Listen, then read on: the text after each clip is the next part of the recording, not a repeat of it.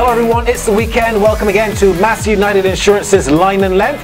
It's a cricket program where we look at the sport, not only in the region, but internationally as well. I'm Barry Wilkinson. Hello to all of our friends on Digicel, Sportsmax, and of course, Scene TV in the USA and wherever you're watching across the Caribbean. Well, West Indies cricket continues to be reduced to releases, statements from players, responses, charges, counter charges. All we've been watching on television is the action playing out. It's been like an episode of Scandal, if you ask me, and we're forced to watch other pieces of cricket from around the world. Well, the West Indies women are playing, mind you, but we're forced to watch some other cricket around the world to see any on-field action. The latest is, as we record this program, of course, on the weekend, is that we are waiting to hear from the West Indies board and from WIPA and the players as to if they're going to pick this team and not victimize the players that would have been on that tour to India as they came back home. The board did send a release on Friday evening, and that stated rather Thursday evening, and that release did state that by this week they will be telling us who is on that team to South Africa as that tour is likely to go ahead. With me now in studio, Andrew Seeley, of course, my co-host, and the lawyer who is in the midst of it all, Ralph Thorne QC. He is from Barbados. He is the lawyer representing the players, so he has some information that we would want to be hearing today. We're also going to have a look at that release from the WICB just to give you some equality on the program. But Ralph, it's good to have you. You're no stranger to the program. You're no stranger to fighting battles for cricketers. Why should the public feel at this stage now, as we talked to you on Saturday, why should the public feel for the cricketers now, even though this situation is still not solved? Why should they feel for the cricketers? Yeah, why should the public feel that the cricketers might have been in the right? Why should they feel that the cricketers still have a right not to be victimized prior to the selection of the team for South Africa? That's an interesting question, Barry. I would answer it this way.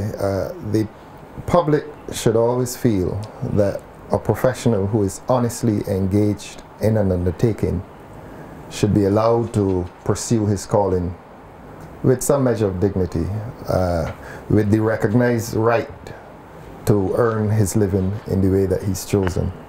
And I've said before, and I'll say it again, a young cricketer pursuing his calling is no different from any other young professional who is pursuing his calling.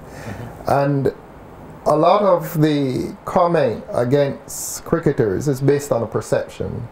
It's based on, I'm forced to say this, it's based on prejudiced thoughts against cricketers.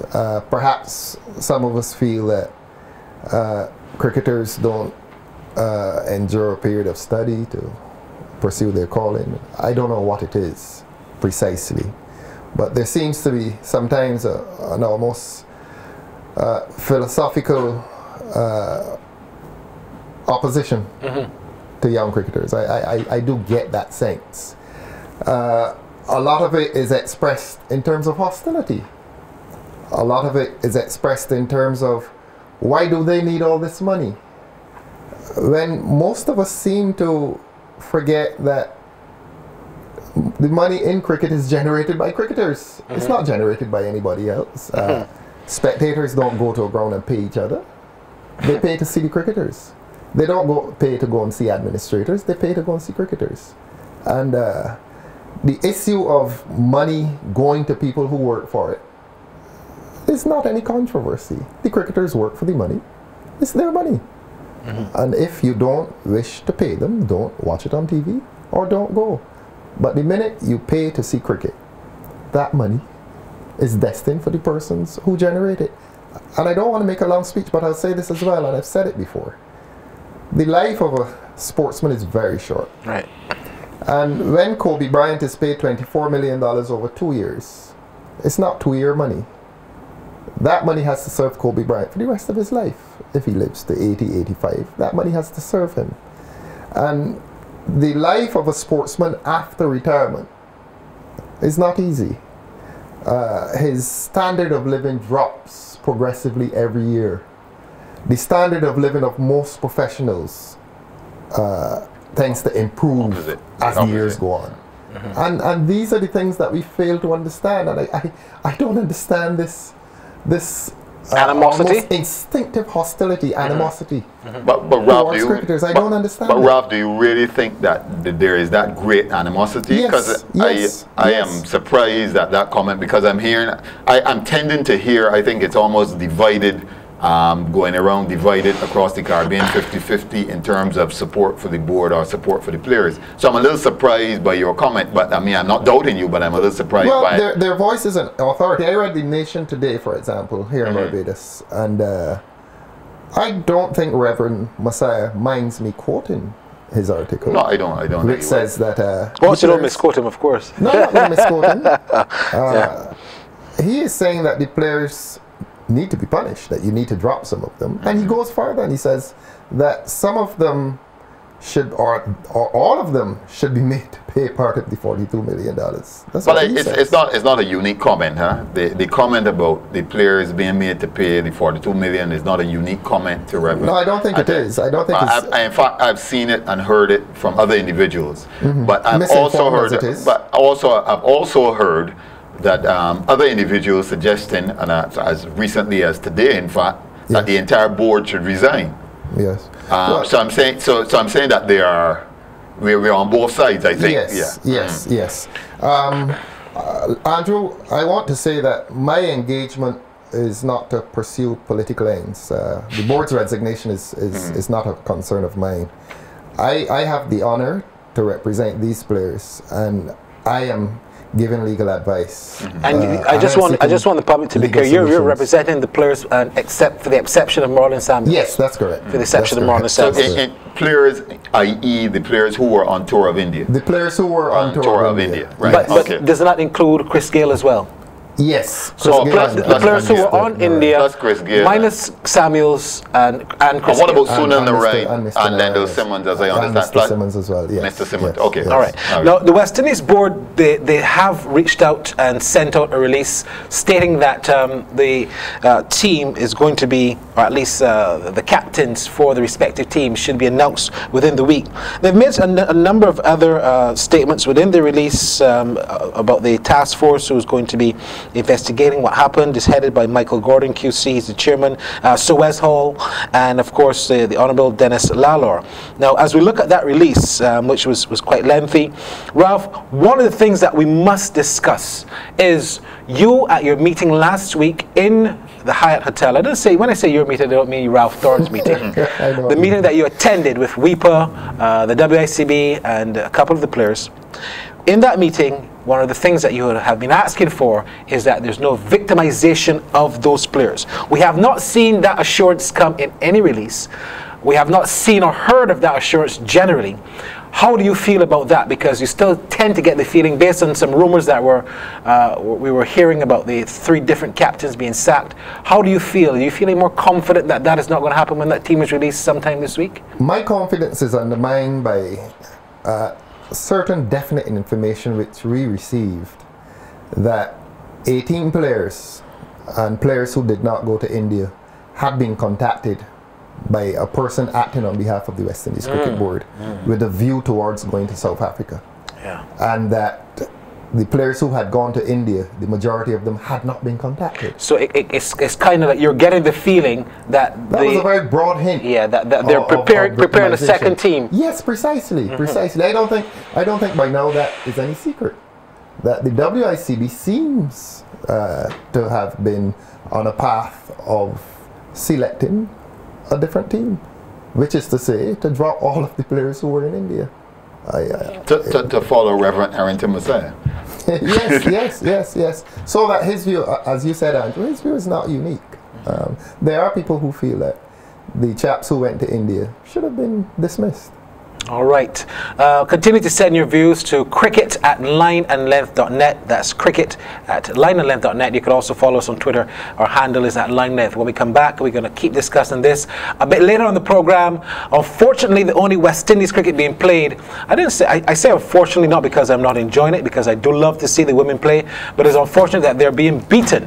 And we're going to look at that against Australia a bit later on the program. Don't move a muscle. You're watching Mass United Insurance's Line and Length.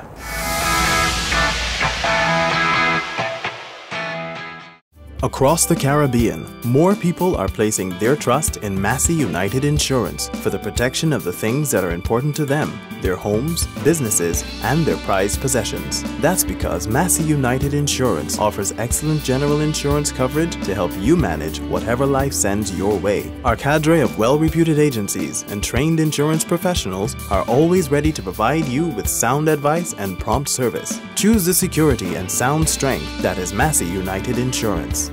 I live cool, I live fresh, I live life without the stress. Every day I feel my best, I live cool with Lima Call. Feel the energy, feel the breeze, I feel like doing as I please. Relaxation comes with these, I live cool with Lima Call. Live cool with Lima Call and feel the freshness of a breeze in a bottle. Lima Call is trusted the world over and gives that easy, breezy Caribbean feel to all. Every day I feel my best, I live cool with Lima Call.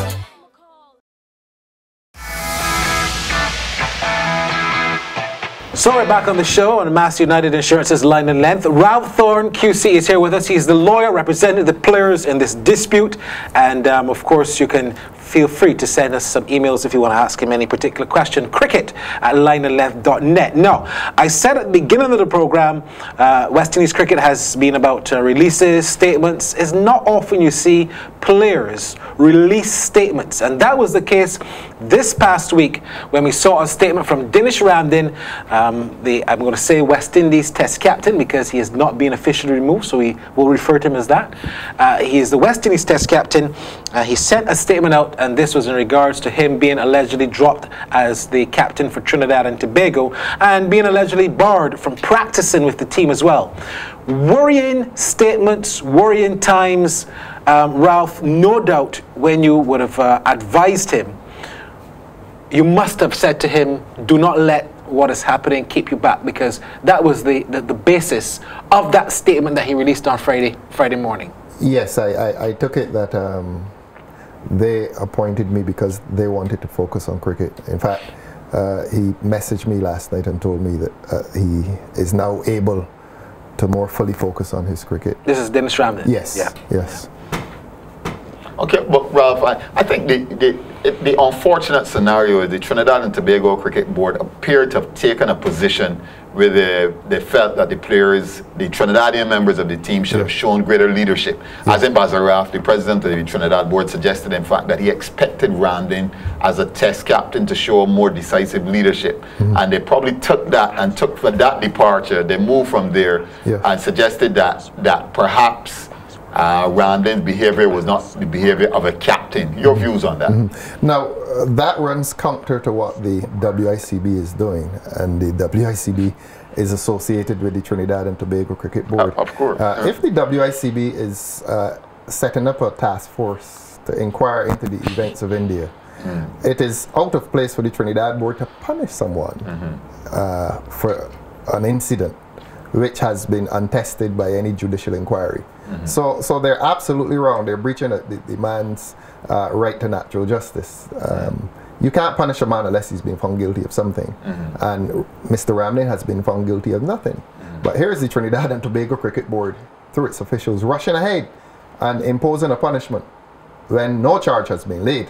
And he hasn't been found guilty of anything. So they're absolutely wrong in that regard. And with regards to the question of Ramdin being removed as the captain of the Trinidad and Tobago national team, I fully understand the idea behind the decision making if the process in fact goes ahead.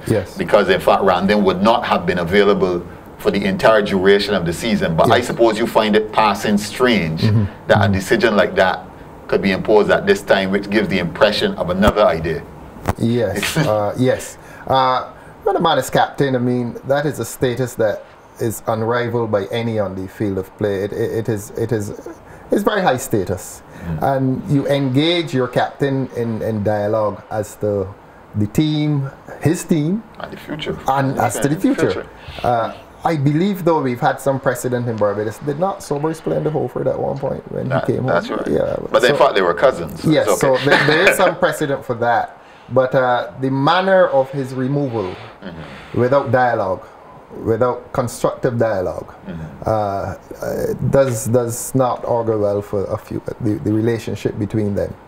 No, Ralph. Yeah. Before you get to that, the following up on that Trinidad situation, it was reported that a couple of the Trinidad players didn't attend practice. Did not. Yeah, and they were supposed to also meet with the TTCB. One of those players will be one of your clients, in Darren Bravo.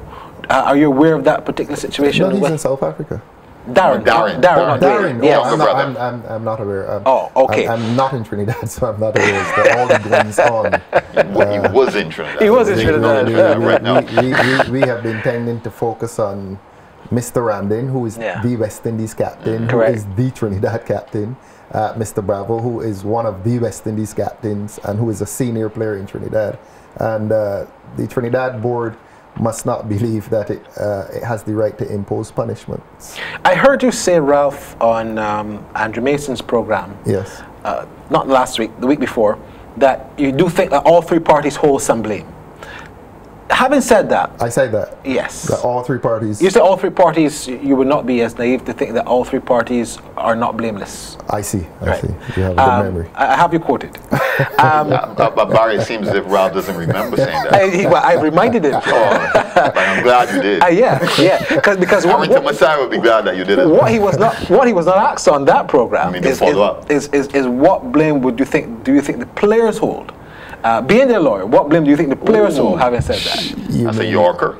For the incident in yes, India? for the incident in India. Look, at this point in time, I believe it is best for us to wait on the task force rather than comment on evidence. And while saying that, I will say to you that it is probably now being said publicly for the first time. But since the public has such an investment in this matter, I wonder if the board may consider having the deliberations, the hearings of the task force made public. I wonder if they would consider that.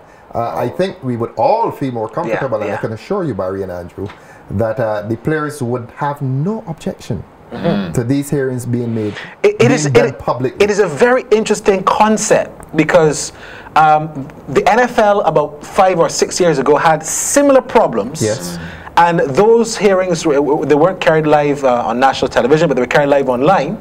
And you were able to tune in to actually watch the hearings to ensure that the NFL commissioner and his board were not indeed speaking on truths, and it was a very open thing. So we want to call for it. Public scrutiny does offer a guarantee that justice is done. Served. Yes. But Ralph, you've thrown out a major ball there. Barry just bowled you a Yorker and you responded quite adequately. Well, in fact, no, I believe WICB has a real Yorker to face. Well, it's not a Yorker. Look, people who are pursuing justice should never be afraid of public scrutiny. Look, Pistorius just had a public trial, and he's charged for murder. Nobody in the Caribbean in cricket is charged for murder. So why can't the public hear? But you say that, but $42 million, somebody would say that could be murder. Well, the $42 million is a different issue. And that has nothing to do with the players. It has nothing to do with the players. But the question of fault, you must wonder, who are the accused here? Is it the players? Is it the board? Or people? Is it people? Who are the accused? And I don't wish the public to go into this exercise or follow this exercise under the assumption that the players are accused. The players are not accused of anything. Not even the board may be accused of anything. I take it this is going to be a very open inquiry, that the commissioners will be quite objective. So can I ask a quick question, Ralph? Have you, the players and WIPA, agreed to these 3 commissioners for the task force? It's a good question. No. The board has appointed them. The board has appointed them, and the players have had absolutely no say. Are you happy with that, or would you have preferred to have had an input? Obviously, I mean, if you're doing an arbitration, for example, all parties to that arbitration should have. Yes. So we don't wish to find ourselves in a position where we want to be accusing anyone of bias. But that task force has been appointed by the board. The board, which may find itself bearing equal guilt as anyone else. So if you had to perhaps add someone, would you want to make a recommendation? No, that's not. No. I can't do that in a matter of seconds. I'm sure there are lots of people eminently qualified. And this is not to say we are unhappy with any of them. Right, right. We know Suarez, and we obviously would be happy with Suarez. I don't know the others, so I cannot be unhappy with them. I'm sure they're eminently qualified as well. Okay.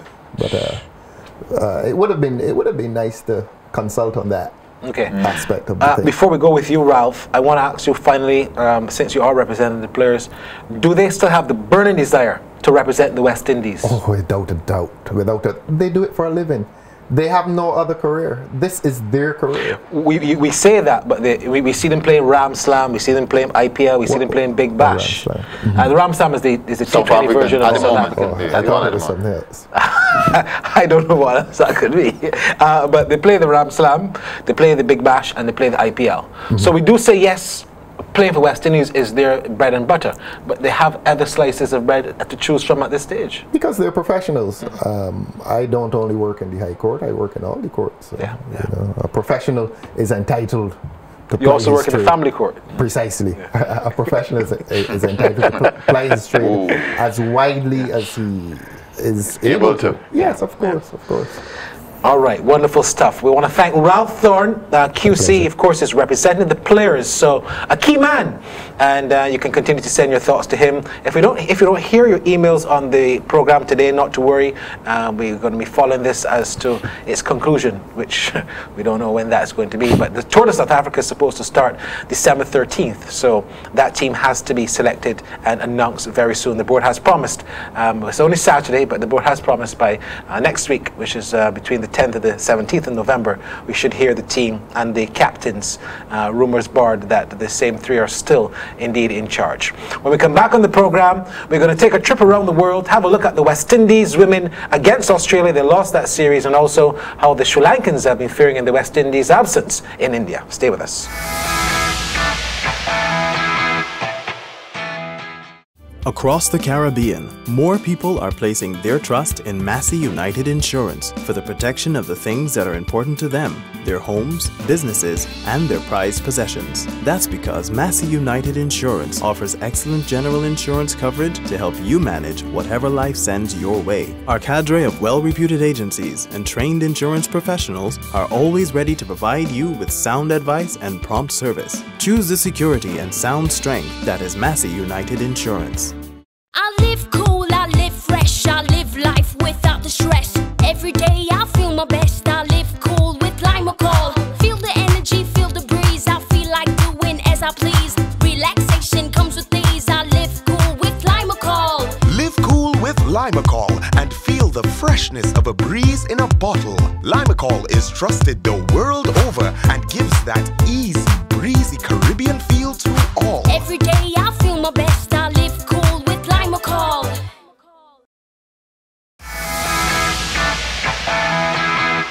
We're back on Mass United Insurance's Line and Length. Ralph Thorne has left after that discussion. Let's take a trip around the world and see what's happening. We're going to start first with the West Indies women. Despite a good fight, they just could not hold on in Australia, and they lost that last one international. They lost the series. Stephanie Taylor, though, continues to be one of the best women cricketers in the world. Certainly, and she remains, and of course she's being picked for our selection for one of the top women's cricketers of the year. Again, I think it's about the 4th or 5th year running. But I think being a judge, I can confirm that. Ah, wonderful. I think that the conditions in Australia probably have undone the West Indies. I'm not sure that we were there long enough. The conditions in Australia are so different and probably very new for most of these players. And I think that might be the difficulty for West Indies in Australia. Yes, so they went down by 4 wickets with 1 ball remaining in that T20 game in Australia, which was, of course, played at the MCG. Now, I was going to talk about India, Sri Lanka, but since we're in Australia, let's stick with what's happening at the MCG, because that game that's going to be played on Sunday is going to be a key one in this T20 series between the Australians and South Africa. I'm talking men now, because South Africa and Australia locked at 1-1 before we record, of course, on Sunday. Well, certainly, it has been 2 of the best T20 teams in the world, no doubt. Some of the best players, the most exciting players. Your favorite batsman, Quinton de Kock, up. But he seems to be very irrational. Yeah. But we have to. But I think both teams actually searching for their best T20 squad. Agreed. And I think that's the point. We're seeing a lot of changes, and perhaps this third game it is critical that either one will win. It doesn't really matter, I think, because they're searching for the combination. Now, you know, we speak a lot about how the West Indies leaving India left a big hole. We saw the price tag, but Sri Lanka have gone and have looked extremely cold in that series. I mean, the Indians look as if they're taking candy away from a baby, really. And it's a weakened Indian team, no Dhoni, and some other players not playing. I think a bit unfortunate, but India in charge of world cricket, as we know, so Sri Lanka could hardly say no. I think they would have loved to have said no, because it's clear that they're not ready for the series. Yes, that's very unfortunate with the Sri Lankans in India. We were hoping to see a more competitive series, but still 2 games left prior to our recording, so you never can tell what could happen.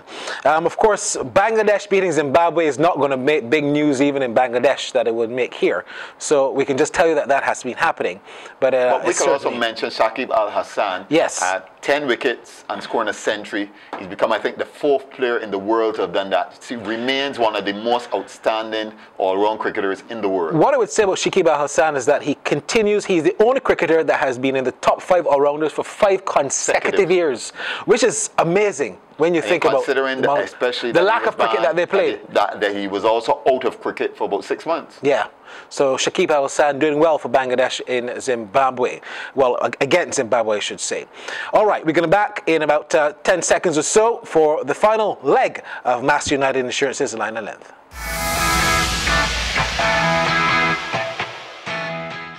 Across the Caribbean, more people are placing their trust in Massey United Insurance for the protection of the things that are important to them, their homes, businesses, and their prized possessions. That's because Massey United Insurance offers excellent general insurance coverage to help you manage whatever life sends your way. Our cadre of well-reputed agencies and trained insurance professionals are always ready to provide you with sound advice and prompt service. Choose the security and sound strength that is Massey United Insurance.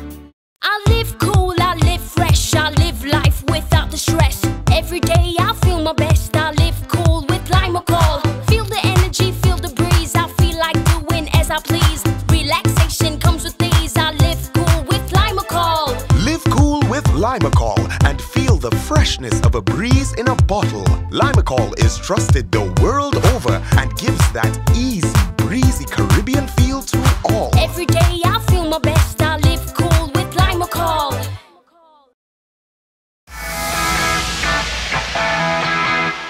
So that's it for this week's program. I want to thank Ralph Thorne for coming, and of course Andrew Seeley, our co-host. Continue to send your emails to cricket@lineandlength.net or follow us on Line Length on Twitter. I'm Barry Wilkinson. Bye-bye for now. Thanks to all of our viewers on Digital, Sportsmax, Scene TV, and other stations around the Caribbean. Bye-bye.